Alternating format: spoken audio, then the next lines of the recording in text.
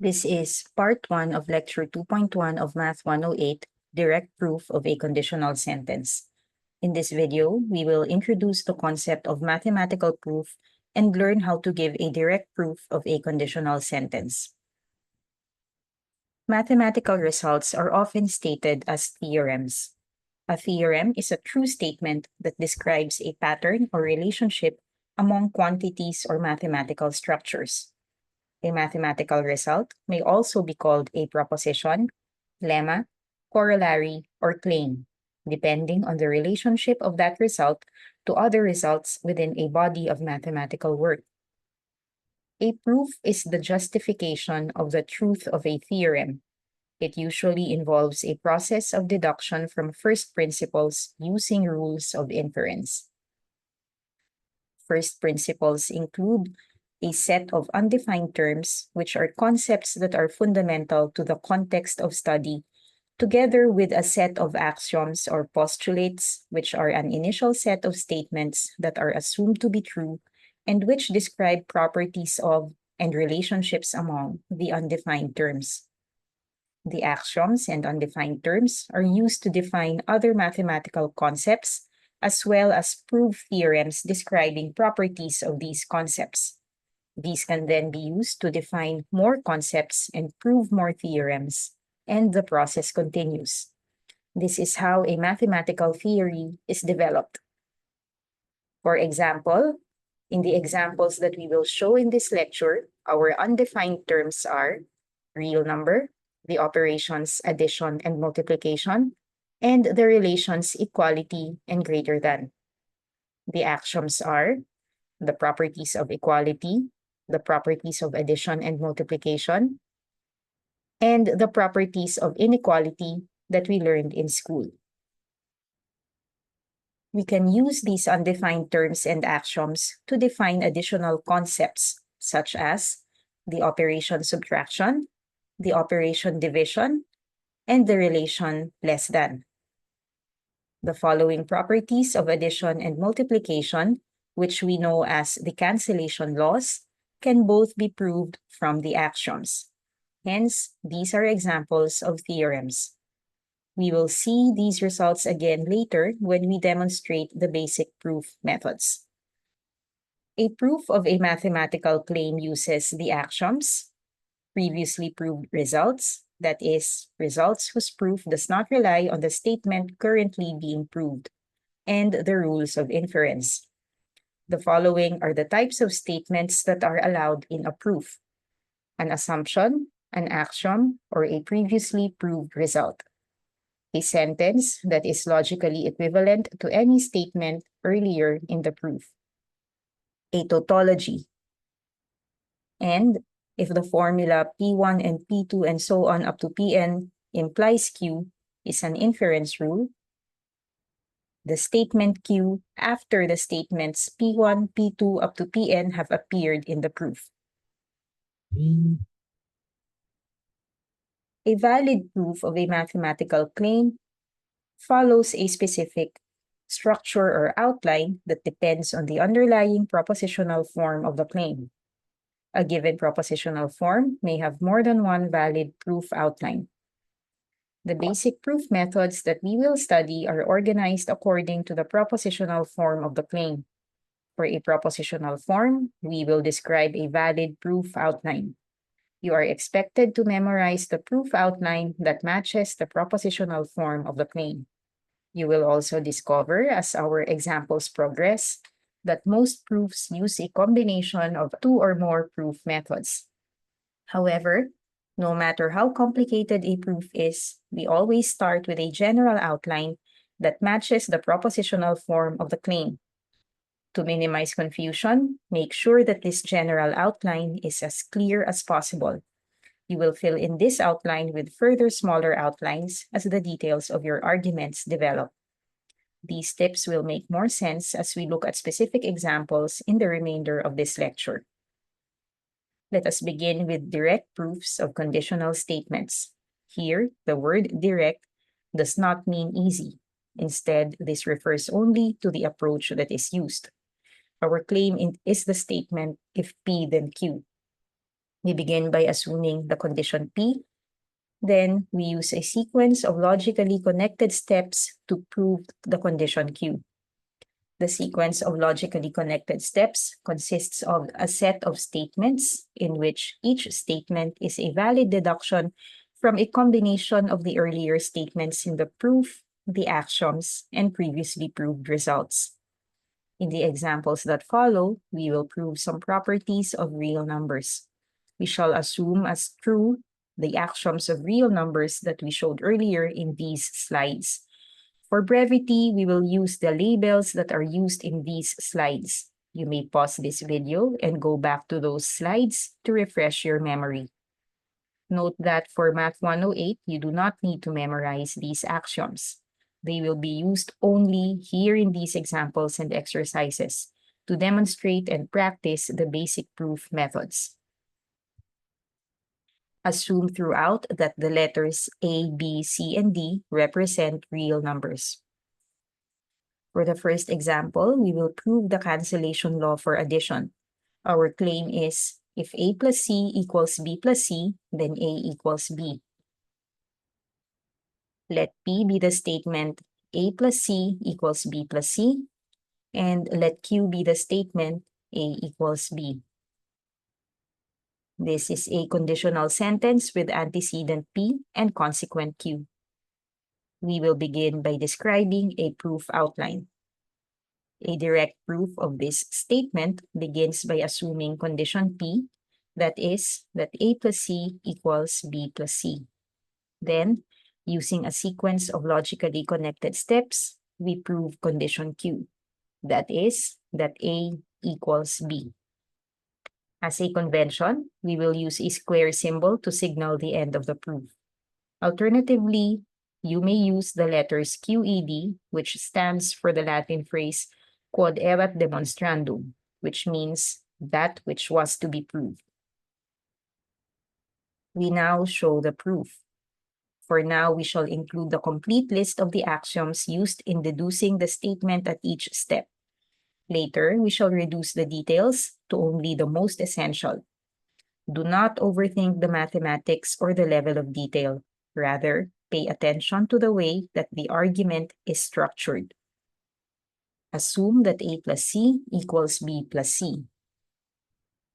By the existence of additive inverse elements, which is axiom F6, there is a real number denoted by minus C such that C plus minus C equals 0. Observe that we also applied existential instantiation by calling this number minus C. Since minus C is a real number, it follows from the addition property of equality, which is axiom E4, that adding minus C to A plus C and to B plus C produces equal numbers. That is, the sum of A plus C and minus C is equal to the sum of B plus C and minus C. Applying the associative property of addition, we get that the sum of A plus C and minus C is equal to the sum of A and C plus minus C. And the sum of B plus C and minus C is equal to the sum of B and C plus minus C. Hence, by the transitive property of equality, we obtain that the sum of A and C plus minus C is equal to the sum of B and C plus minus C. Since C plus minus C is equal to 0, it follows from the addition property of equality that the left side of the equality is equal to A plus 0 and the right side is equal to B plus 0. By the transitive property of equality, we get the statement A plus 0 equals B plus 0. By the existence of additive identity element, which is axiom F5, we have A plus 0 equals A and B plus 0 equals B. Applying the transitive property of equality twice gives us A equals B. This ends the proof.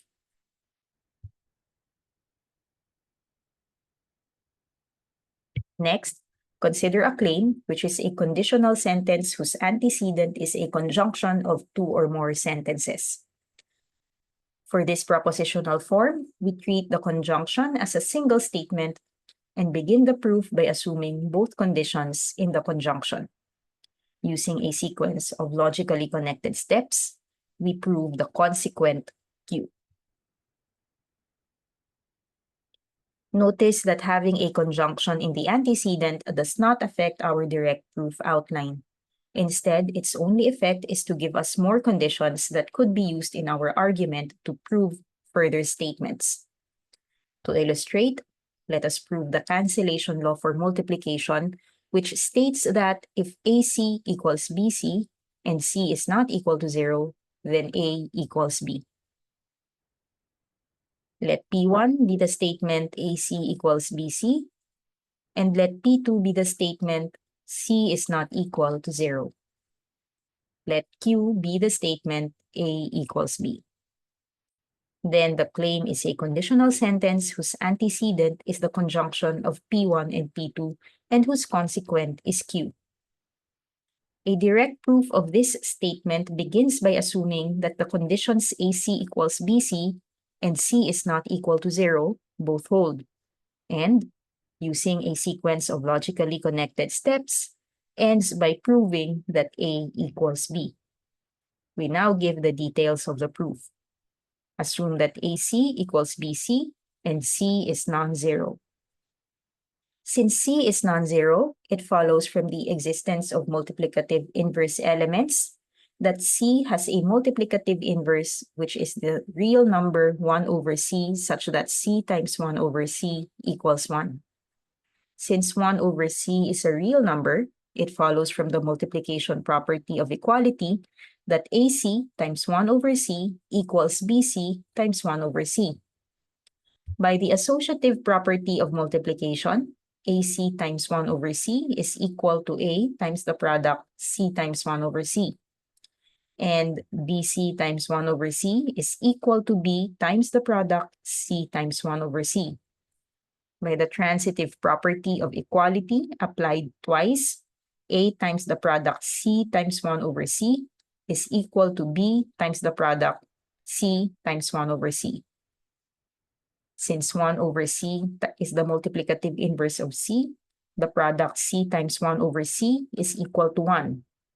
Hence, by the multiplication property of equality, the left side of the equality is equal to A times 1 and the right side is equal to B times 1. By the transitive property of equality, we get the statement A times 1 is equal to B times 1. Since 1 is the multiplicative identity element, we know that A times 1 equals A and B times 1 equals B. Applying the transitive property of equality, we get that A equals B. This ends the proof.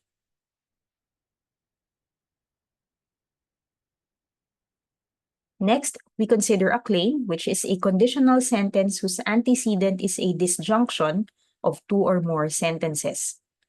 The proof still follows the general outline, which begins with the assumption either P1 or P2 and ends with the statement Q. However, the proof has the following more detailed structure. Recall that we showed in an earlier lesson that the conditional either P1 or P2 implies Q is equivalent to the conjunction both P1 implies Q and P2 implies Q. Hence, to show that either P1 or P2 implies Q is true, we need to show that the two statements P1 implies Q and P2 implies Q are both true. Thus, a direct proof of the claim either P1 or P2 implies Q consists of two parts. First, a direct proof of the statement P1 implies Q. And second, a direct proof of the statement P2 implies Q. We label these two parts as cases. The number of cases is equal to the number of statements in the disjunction in the assumption. Notice that in a proof by cases, the assumptions are different. In the cases, the assumptions in the different cases are different, but the conclusions are the same. For example, consider the claim if either A equals 0 or B equals 0, then A times B equals 0. Let P1 be the sentence A equals 0, P2 be the sentence B equals 0, and let Q be the sentence A times B equals 0. The claim is a conditional sentence whose antecedent is the disjunction of P1 and P2, and whose consequent is Q. To prove the claim, we need to show that if A equals 0 and then A times B equals 0. And if B equals 0, then A times B equals 0. The proof will have two parts. For case 1, we assume that A equals 0 and prove that A times B equals 0. For case 2, we assume that B equals 0 and prove that A times B equals 0. Assume that A equals 0. Then A times B equals 0 times B by the multiplication property of equality. We shall show that 0 times B equals 0. By the existence of additive identity element, 0 times B is equal to 0 plus 0 times B. Also, 0 is equal to 0 plus 0 since 0 is the additive identity element. So, by the multiplication property of equality, 0 times B is equal to the product of 0 plus 0 times B. By the distributive property of multiplication over addition, 0 plus 0 times B is equal to 0 times B plus 0 times B. Hence, by the transitive property of equality, applied twice, 0 times B plus 0 times B equals 0 plus 0 times B. By the cancellation law for addition, which is example 1, we get 0 times B equals 0. Since we proved earlier that A times B equals 0 times B, it follows from the transitive property of equality that A times B equals 0. This completes the proof for case 1. For case 2, assume that B equals 0. By the multiplication property of equality, B times A equals 0 times A. By the commutative property of multiplication, B times A equals A times B. Hence, by the transitive property of multiplication, A times B equals 0 times A. We showed in case 1 that 0 times any number is equal to 0. So, 0 times A is equal to 0. Therefore, by the transitive property of equality, A times B equals 0. This completes the proof for case 2 and also completes the proof of the claim. This is the end of part 1 of lecture 2.1. Further examples will be given in part 2. Thank you for your attention.